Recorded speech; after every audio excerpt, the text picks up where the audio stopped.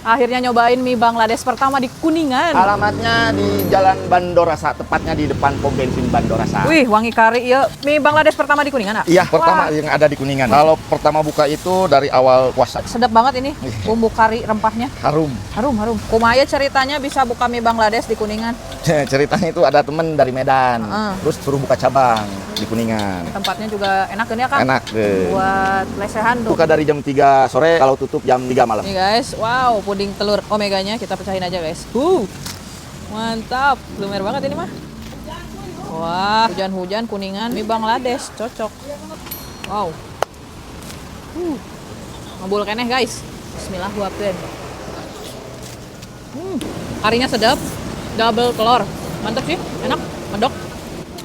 Tapi hanjak kali kurang ada. Tapi untungnya Cepik bawa ya. Bawa bon cabe sambal tabur level 15. Tambahin guys biar lebih nendang. Kita aduk-aduk lagi guys. Wow. Sambal tabur bon cabe yang level 15 ini nggak ngubah rasa ke si mie Bangladesh yang malahan nambah nampol ke pedasnya. Wajib coba pakai ini guys. Cocok banget ini.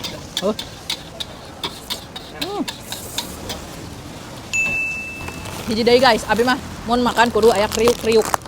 Nih ada makaroni bon cabe nacho cheese level 2 aja karena tadi udah pedes dari sambal taburnya.